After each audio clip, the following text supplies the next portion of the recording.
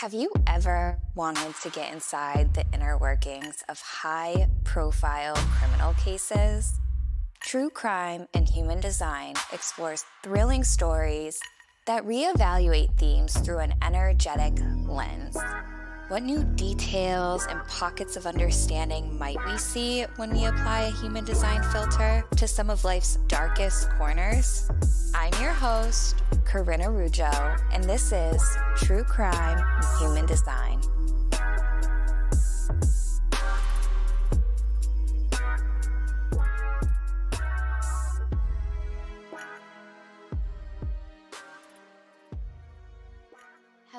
Hello.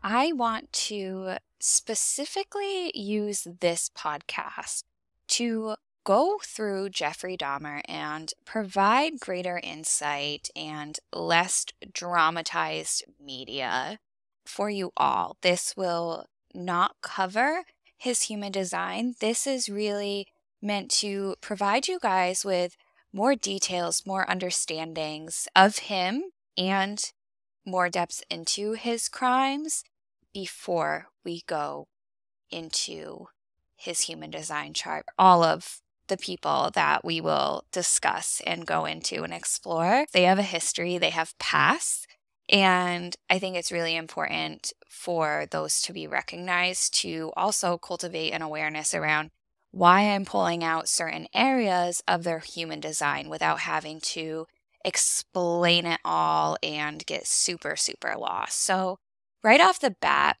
I want to give a better understanding and a timeline of Jeffrey Dahmer's history. Dahmer had his first kiss when he was 13 or 14 years old.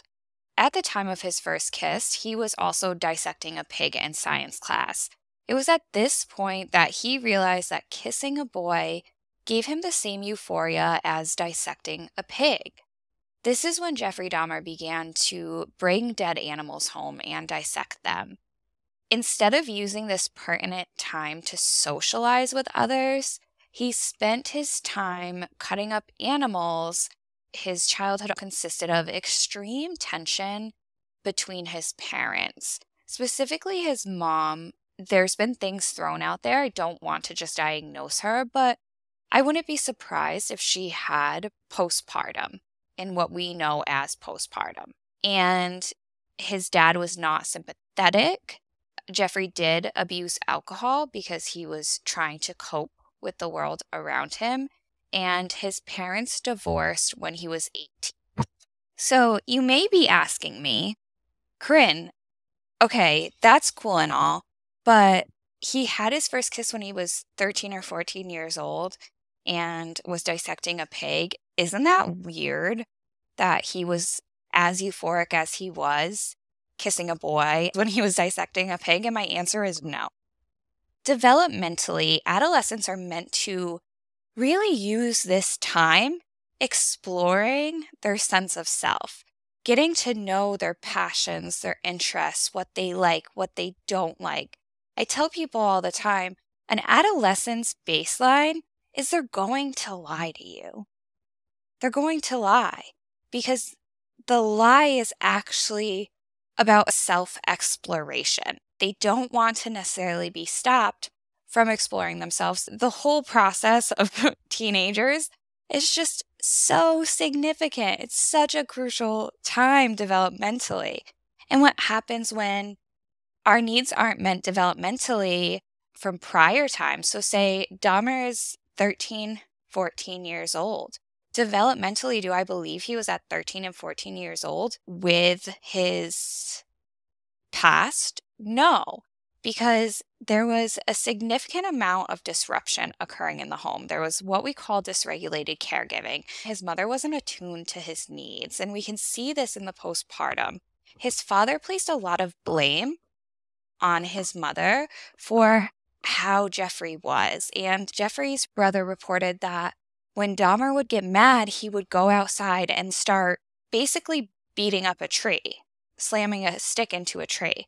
Now, as someone who specializes in the nervous system, in trauma, which means specializing in heightened crisis in these really intensive situations or heightened times of dysregulation. It's really not that weird that he went out and hit a tree. All that's telling me is that externally, he's needing to release his fight or flight, got gearing up, the adrenaline. It was like someone was pushing on the pedal and his heart started racing. And there's that sympathetic nervous system. And so he went outside and started hitting a tree. Now, I'm sure if it was mentioned, if his brother quickly mentioned it, then he probably felt like it was called out. And what I mean by this is, think about things you've done or things maybe you do to release anger, to release stress, and people have a response to you and they're like, why are you doing that?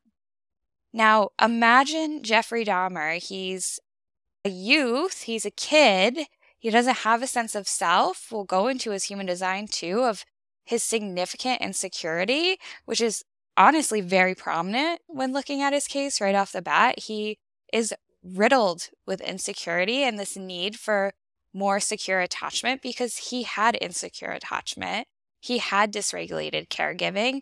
His parents didn't model what rupture and repair is. And rupture and repair is ultimately you get into a fight, you get into an argument, a conflict happens, and then conflict resolution happens.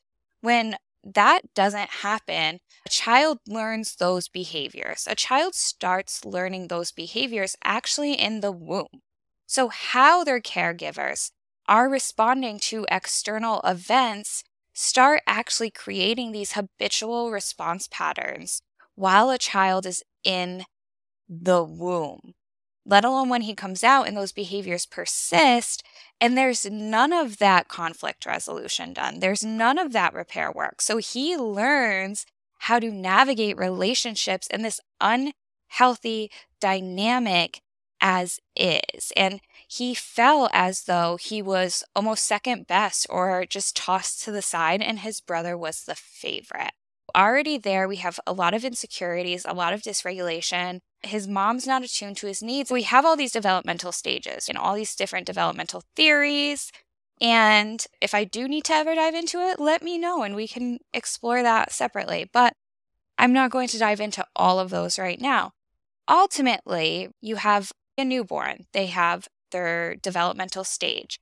These happen, these are created, and these are significant because it's saying the needs that need to be met in order for the child to progress, in order for the child to continue to grow, in order for the child to be developmentally appropriate.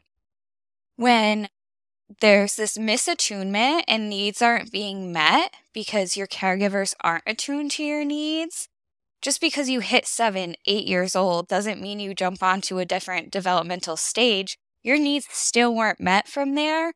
So you're not seeking to progress in ways that someone whose needs were met. So instead of him seeking friends, he still wanted love and care and nurture and maybe a little bit more nurture from his parents. He needed to really feel safe, really feel secure. He needed them to create that foundation. He needed them to model that conflict resolution and really implement that in the home in order for him to feel secure and be able to develop pro-social relationships.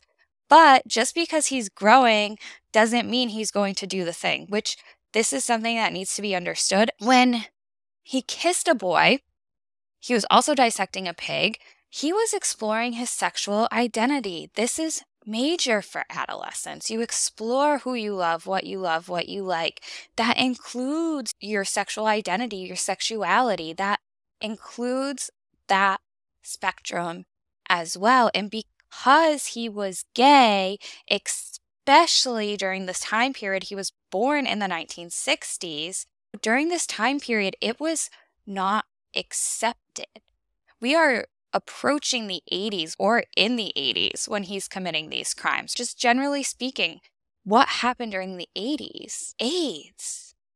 So gay marriage was not accepted. He had a kiss with a boy who typically, if it was a girl, there would be less confusion and less significance around this because he can't talk to his dad or feels as though he can't talk to his dad. Society and systemically, he already knows that being gay is going to send you to hell and it's not allowed in all of the things. So he can't get support differentiating, hey dad, I like this girl and I also really liked dissecting an animal. I'm confused. There's not that open communication. There's not that dialogue because, like I said before, there was this misattunement to his needs. So there wasn't that open dialogue as is, let alone an open dialogue about him kissing a boy. This is really a time where he needed to go socialize with others, and it's heavy on socialization. Friends are first. Friends are the world most of the time for teenagers, and that's developmentally appropriate. He didn't do that. Instead, he continued to isolate himself, tuck himself back, tuck himself away because he felt different. His needs weren't being met. And he continued to explore dissecting animals. There's a history of science in his family, which his father really introduced and taught him and took the steps with him to explore this passion. Yes, it was taken too far because all of these factors that we're exploring, but it's not weird to be passionate about science. Dahmer recalls his childhood being full of extreme tension between his parents. He claims that because of this tension, he felt extremely alone and believed he was pushed to the side for his brother. He spent his time segregated from others. His feelings of loneliness didn't only exist at home, but they existed in school as well. Dahmer would sprint down the hallway in a manner that brought attention to him, in which other classmates called doing the Dahmer. He recalls creating a fantasy world in which gave him power and control that he felt that he lacked in the real world. So here he was already escaping from the real world, escaping from his circumstances, escaping from a world that made him feel like he had no control, he had no voice, he had no autonomy, and there was nothing he could do about it. He was already going in to these fantasy worlds, which further sets him up for not being attuned to the present, not living in the reality, not being aware, not being self-aware, not understanding the full gravity and the significance of choices or actions that someone who is present, who is attuned, who is self-aware would have. At the age of 16, Dahmer began drinking heavily. As we know, his murders consisted of poisoning drinks and giving them to men that he brought back home. The final victim that ended up getting away from Dahmer was who informed the police. He stated that Dahmer continuously drank throughout the process, getting more and more belligerent, which assisted the young man in getting away. During his time in the military, fellow bunkmates commented on Dahmer's drinking, and one mentioned how Dahmer would get to a point where he would chase another man down a hallway. This man recalls the look in Dahmer's eyes. Dahmer would go back to his bed and pretend to be asleep. When the bunkmate was close, he would jump back up to attack him. Dahmer was a medic in the Army and ultimately ended up getting kicked out for good because of drinking. At this point, Dahmer was kicked out of school and the Army, resulting in him going back to live with his father. When Dahmer was 18 years old, his parents divorced. His mother took his brother, and his father went off by himself or with his girlfriend, leaving Dahmer alone in his home. So he was only a senior in high school. This is a child who is seeking attachment, seeking love, seeking secure attachment, seeking relationships, especially from his caregivers. Attachment is extremely prominent for all of us, and he really is someone that exhibits a need for secure attachment to another level.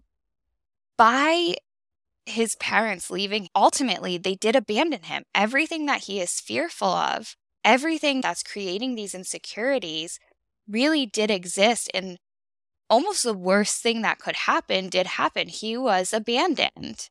He does state that he believes that this is when things began to spiral, which is actually a ton of self-awareness. Because as a professional that's looked into his case and understands and looks through attachment theory and neuroscience and trauma theory, he never wanted anyone to leave him. Because of the abandonment, Jeffrey began to have strong desires about not wanting people to leave him and hated sleeping alone. 3 weeks after his high school prom, Dahmer found his first victim. He was a male hitchhiker who Dahmer thought was attractive and brought him back to his house where he got Stephen Hicks drunk.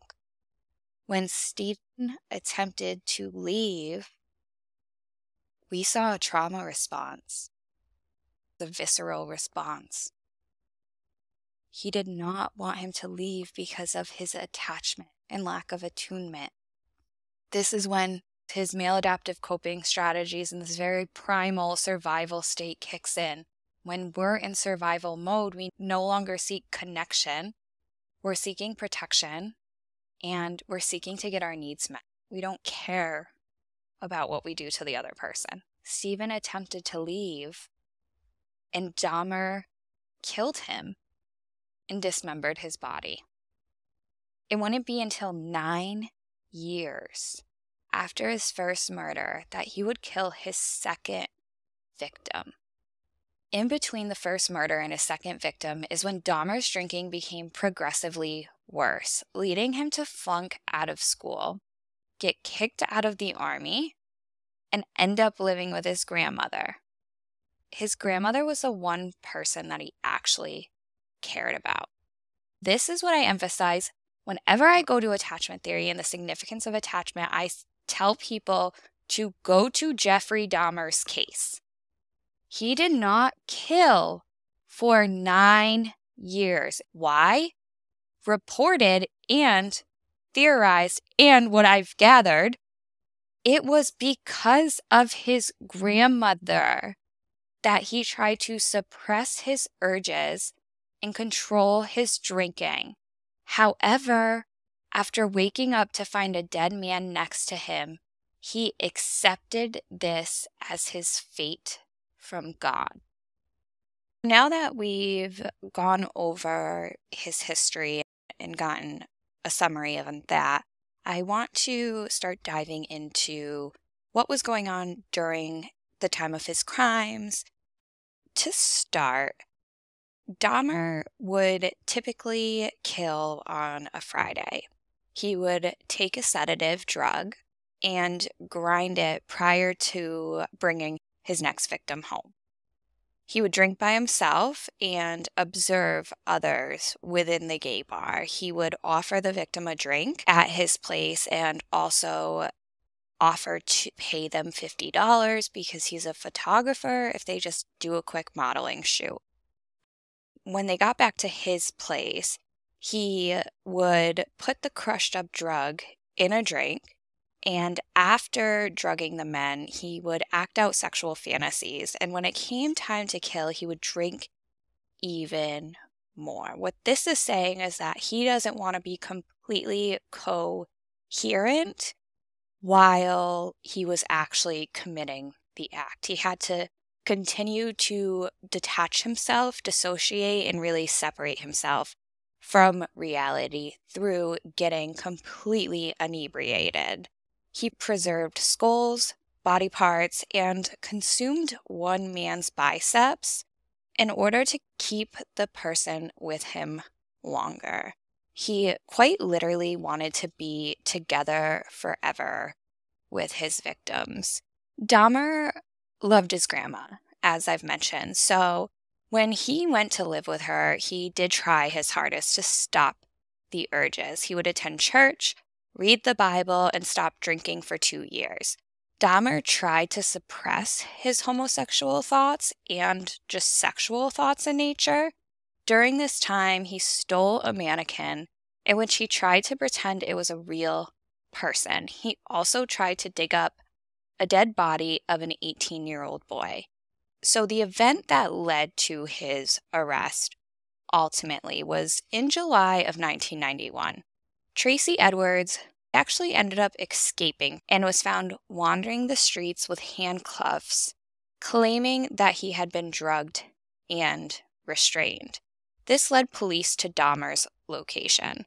Eventually, he just gave up trying to cover the bodies, so he continued to leave the bodies out, and the odor was significant in his apartment. Just a couple of the areas in which we can see systemic racism, systemic oppression, and systems of power really enabling Dahmer are, for one, he was pulled over after Stephen Hicks, his first victim. He was going to dispose of his body, and his body was actually in garbage bags in the back seat of his car.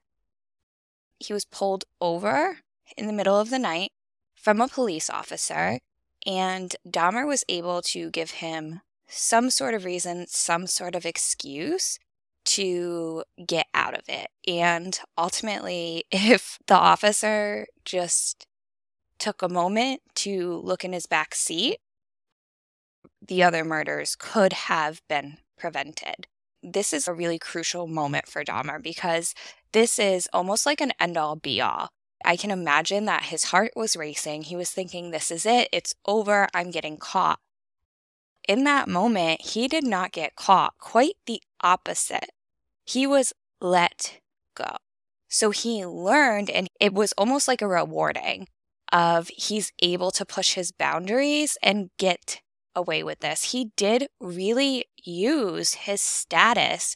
What I mean by status is his identity, the different intersects of his identity to his advantage. And this is where we see that systemic racism majorly plays a role, because at that point he was 18, and up until he was caught, he was still a younger white male. And there are multiple accounts of people letting him go, a judge making a statement about him seeming or being a really nice boy with a promising future, as the trial was for sexual assault of a minor. So his privilege really was so prominent here. That's why this needs to be emphasized. These are factors that we cannot exclude.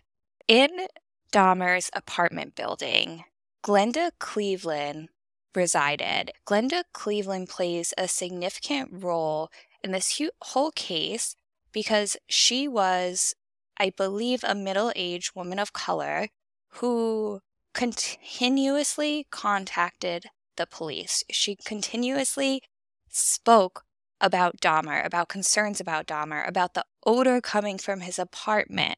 She also had been part of the incident where her daughter and her niece alerted authorities about a 14-year-old boy. This 14-year-old boy was drugged and had hydrochloric acid injected into his brain. Dahmer left the victim alone to run to the store to grab beer.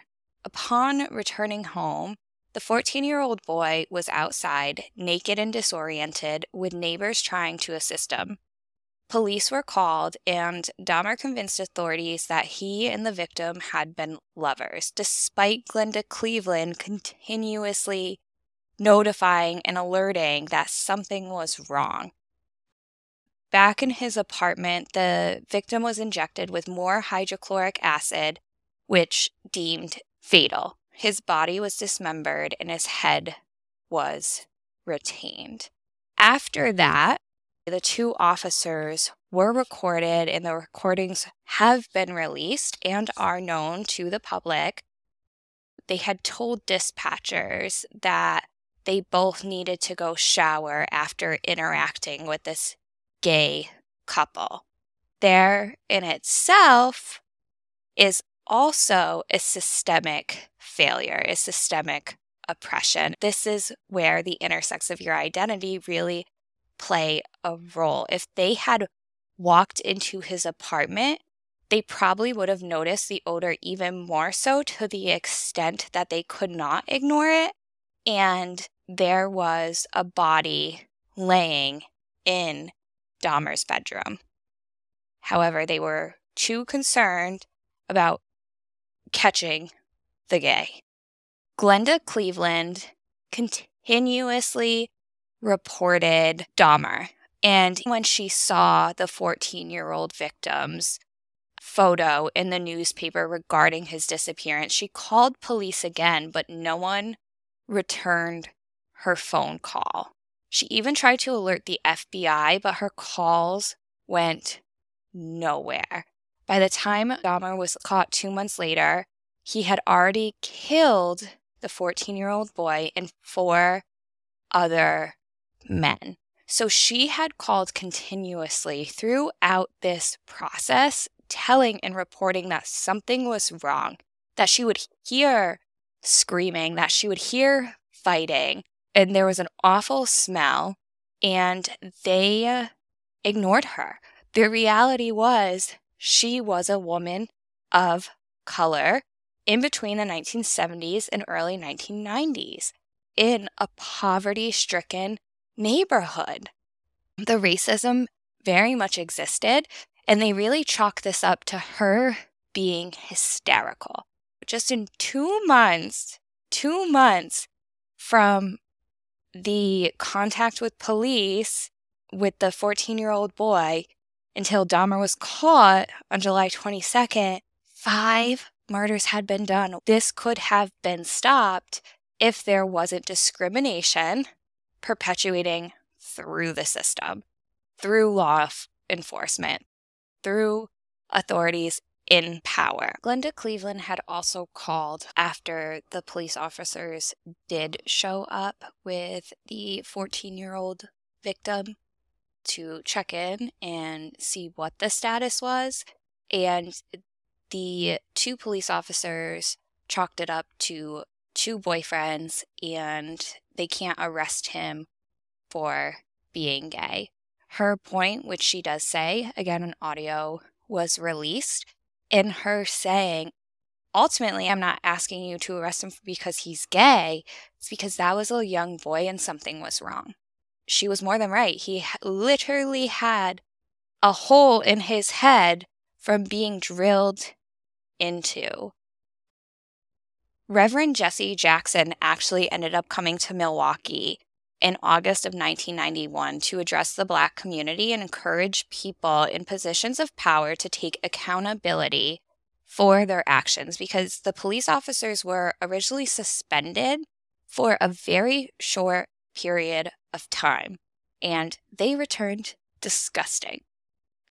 He sought out his victims. They were gay men.